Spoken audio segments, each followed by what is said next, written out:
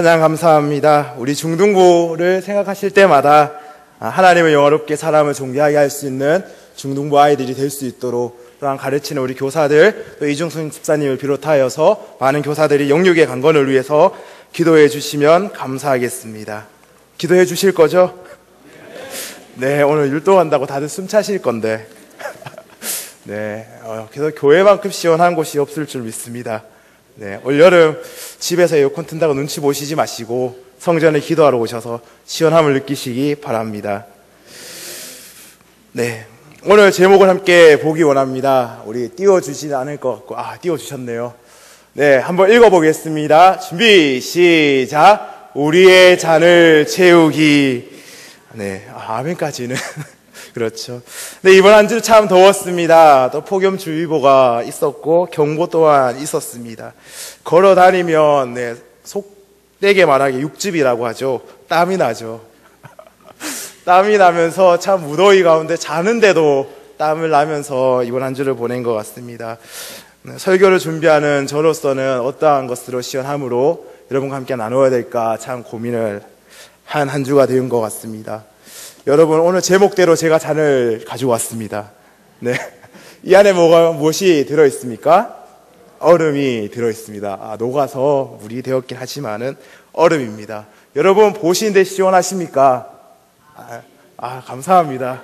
안 시원하다 하시면, 5층에 정수기라도 갖고 와서 물이라도 한 잔 드리려고 했는데, 네, 그렇습니다.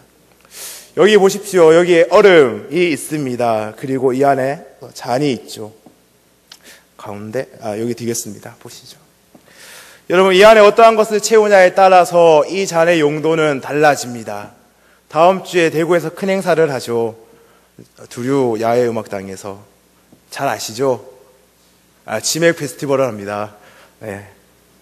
안 들어보신 것처럼 표정을 하고 계시는데, 대구의 경제를 살리기 위해서 또한 치킨 업종의 사람들이 치킨과 연결되는 맥주를 또한 행사를 합니다.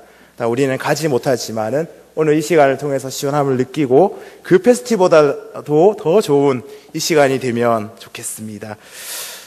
여러분, 우리가 잘 알다시피 이 잔은 어떠한 것을 채우냐에 따라서 달라집니다. 제가 좋아하는 아메리카노를 채우게 되면 이것은 분명히 커피의 잔이 됩니다. 예그리나에서 파는 에스프레소 투샷을 넣어서 시원하게 섞으면 진한 커피가 됩니다. 하루의 일과를 마무리하면서 더 여유롭게 마실 수 있는 차가 되죠.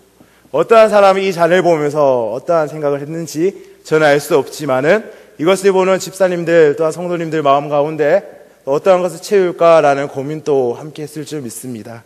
저희 집은 참 감주를 좋아합니다. 얼음을 동동 띄워서 또 마시는 그 감주를 좋아하는데요. 오늘 참 먹는 이야기를 많이 하는 것 같습니다.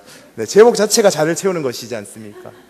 네, 저는 날씨에 따라서 먹는 것도 달라집니다. 이런 무더운 날씨에는 냉면을 자주 먹죠.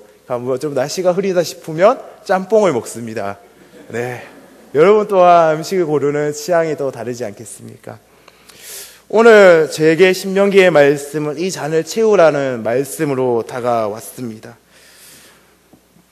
오늘 우리가 읽은 본문의 말씀을 보면 너무나 잘 알기 때문에 한편으로는 왜 똑같은 말을 똑같이 할 거면서 왜 읽었을까라는 고민을 하시는 분들도 있을 것입니다. 그러나 우리가 신명기를 다시 한번 이해한다면 그 마음이 바뀔 거라 생각이 듭니다. 신명기는 어떠한 말씀입니까? 출애굽을 한 이스라엘 백성, 그 모든 사람이 죽고 나서 믿음의 2세대인 만나를 먹었던 그 세대 가운데 모세와 그 가나안 땅에 들어가지 못하기 때문에 다시 한번 그들에게 설명하는 성경의 내용이 이 신명기입니다. 그 신명기라는 한자의 뜻을 보면 하나님의 계명을 더욱 자세히 설명해 주는 책이라고 말하고 있는 것을 우리는 볼 수 있습니다. 오늘 내용을 우리는 너무나 잘 압니다. 그러나 이 내용을 이해하기에 앞서서 우리는 출애굽기를 이해하여야 합니다. 출애굽기를 보면 모세라는 인물이 등장하게 됩니다. 그리고 하나님께서 시내산에서 모세를 만나고 아브라함이 약속하신 그것을 이루기 위해서 모세에게 말씀하시고 그 일들을 행합니다. 그 이스라엘 백성들은 그 애굽의 핍박 가운데서도 어려움 가운데서도 이겨내고 10가지 재앙을 눈으로 본 사람들이 그 1세대이지 않겠습니까? 그 1세대가 가나안 땅에 들어가고자 했지만은 들어가지 못합니다. 그 이유가 무엇입니까? 우리는 너무나도 잘 압니다. 민수기 14장 3절에서 4절 한번 보기 원합니다. 한번 찾아보겠습니다. 신명기 14장 3절에서 4절 말씀입니다. 우리 PPT보다는 우리가 성경을 조금 찾으면서 말씀을 보면 어떨까 합니다. 네. 민수기 14장 3절에서 4절의 말씀입니다.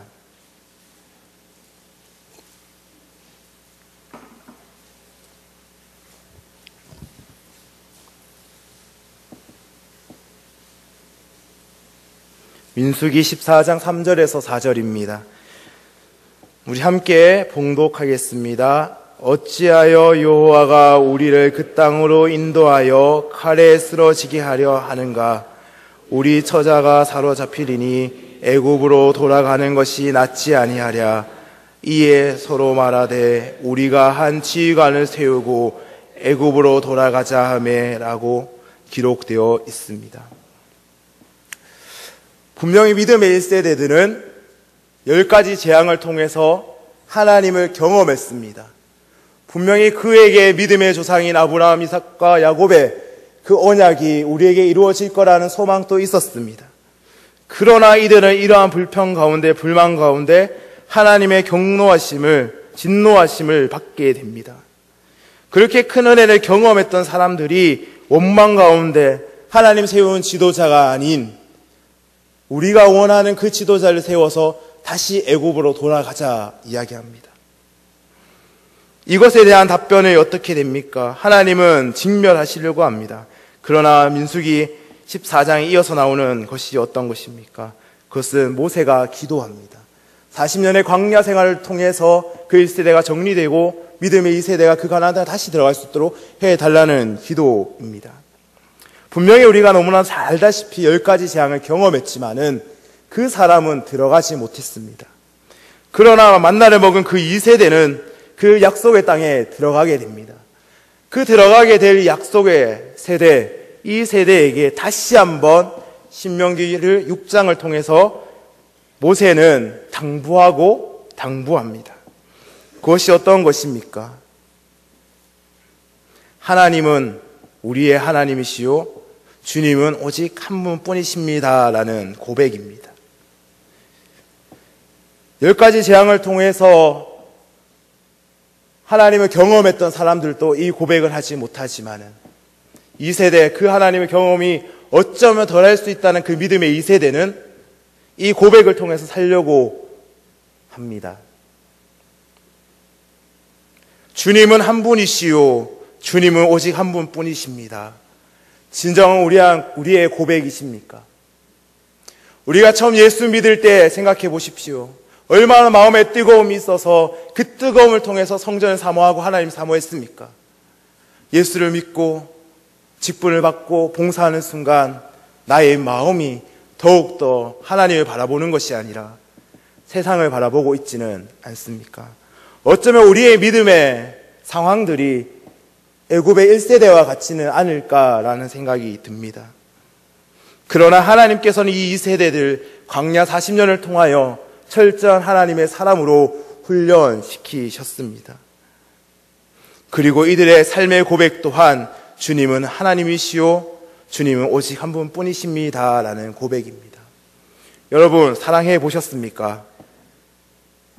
사랑하시죠? 사랑하십니까? 표정들이 나는 사랑하지 않습니다 라는 표정이신 것 같은데 사랑하시죠? 늘 집에 가면 행복하지 않습니까? 아닌가요? 난처한 질문을 하는 것 같네요. 사랑할수록 더 귀한 것이지 않겠습니까?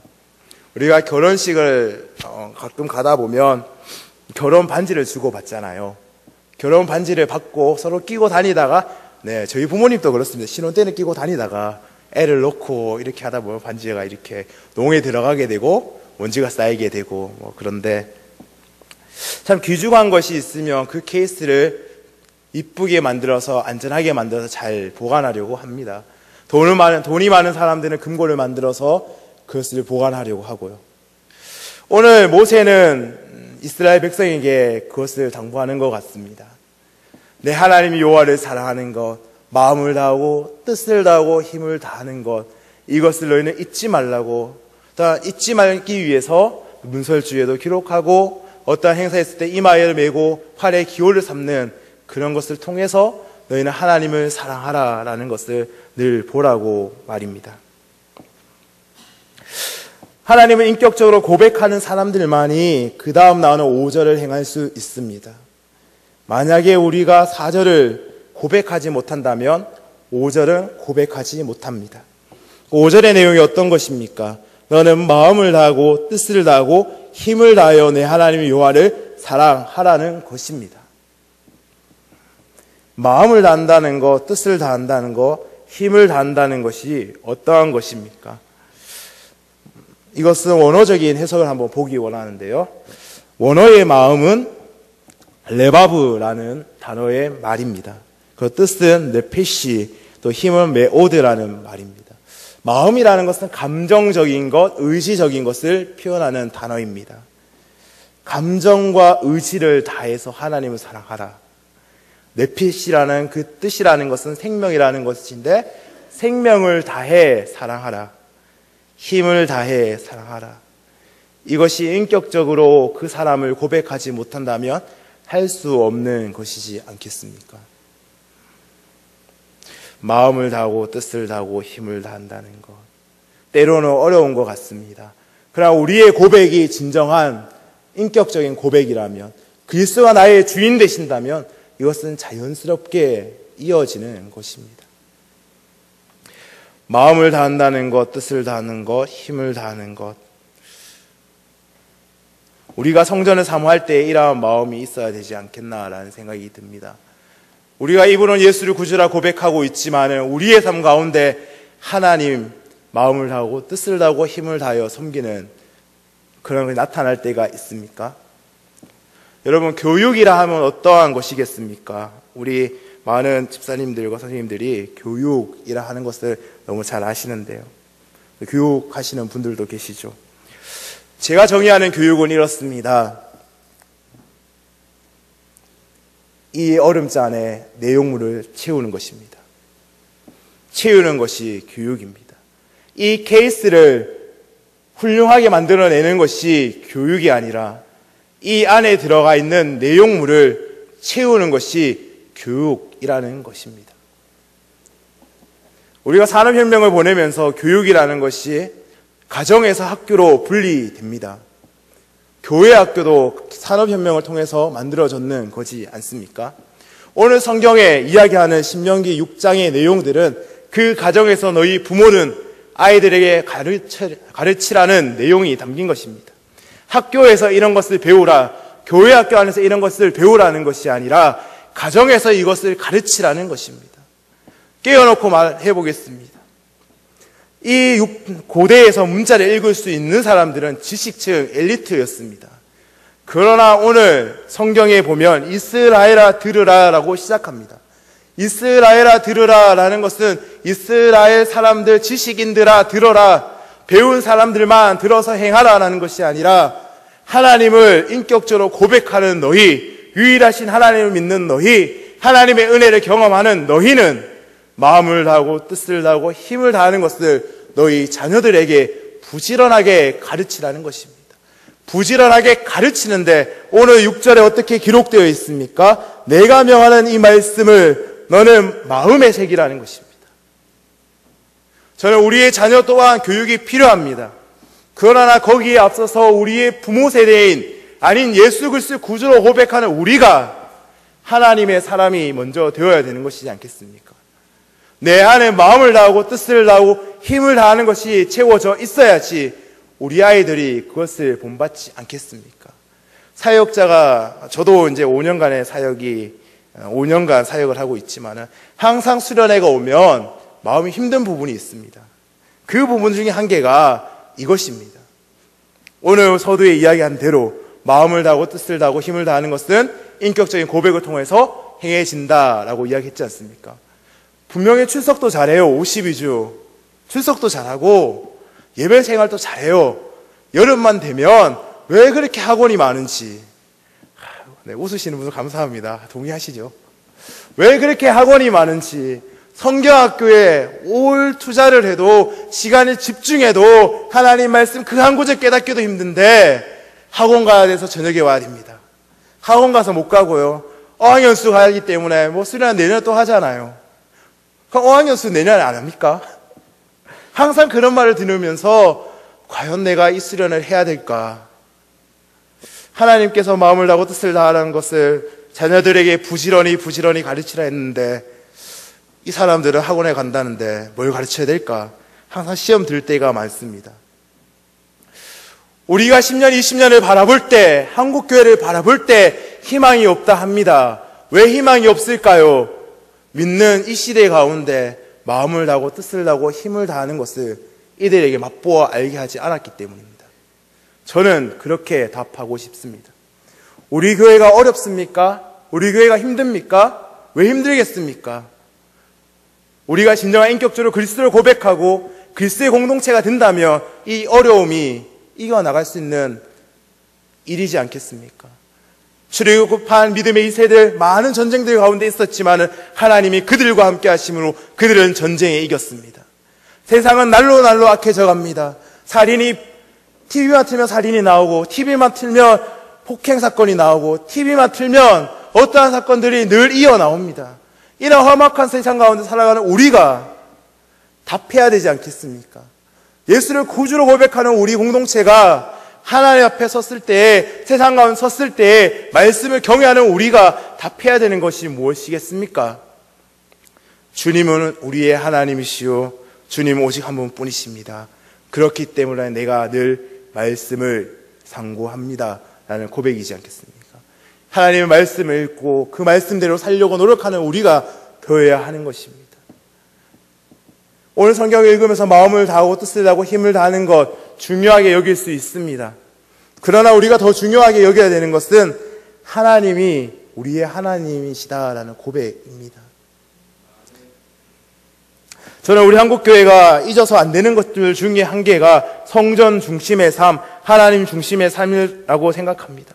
우리 믿음의 조상들 생각해 보십시오. 한국교회 처음 지었을 때 기와집, 초가집, 비가 새는 것에 걱정하여 성도들이 비 오는 날만 되면 성전을 향한 걱정들이 가득했습니다. 만약에 교회에 쓰레기 하나 떨어져서 죽고 내가 먼저 청소해야지라는 마음을 가진 그러한 성도들이 있었습니다. 새마을운동이 지나고 우리가 너무 편하게 살고 성전의 시설이 좋아지면서 우리에게 성전의 중심의 삶은 사라졌습니다. 우리에게 이러한 것이 회복되어야 하지 않겠습니까? 만약에 이 시대 가운데 우리가 성전의 중심의 삶을 살지 못한다면 한국교회는 유럽교회와 같이 문이 닫게 될 것입니다. 제3세계에서 우리나라에게 선교사를 파송할 수 있는 그러한 지경으로까지 갈 수 있을 거라 저는 생각합니다. 저는 이제 말씀을 정리합니다. 여러분의 자녀들에게 채우는 이 교육이 여러분 자신에게 채워지는 교육이 되었으면 합니다. 우리가 먼저 마음을 다하고 뜻을 다하고 힘을 다하여 성전 중심의 삶을 살아갑시다. 이후에 그 삶을 바라본 우리의 자녀들이 따라서 그 길을 갈 수 있도록 아름다운 미덕을 만들어 갑시다. 우리가 수련회를 매번 하고 있지만은 이 수련회를 통해서 나도 은혜 받고 우리의 자녀 또한 은혜를 받아 이 나라 민족이 감당치 못하는 믿음의 일꾼들이 될 수 있도록 기도하면서 같이 합시다. 오늘 결단의 찬송을 580장의 찬송을 잡았습니다. 저는 우리 아이들에게 매번 기도할 때마다 이러한 기도를, 이러한 이야기를 합니다. 우리가 10대에 꿈을 꾸고 20대에 준비하고 30대에 조국 대한민국과 전 세계에 영향력을 끼치는 사람이 되자고, 30년 후에 우리 조국 대한민국이 통일이 될 때에 너희들이 일해야 되는데 너희가 이렇게 인격적으로 고백하지 못하고 하나님 중심으로 살지 못한다면 하나님 쓰시지 않는다고.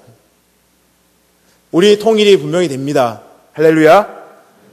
그때를 위해 준비한 일꾼이 필요합니다.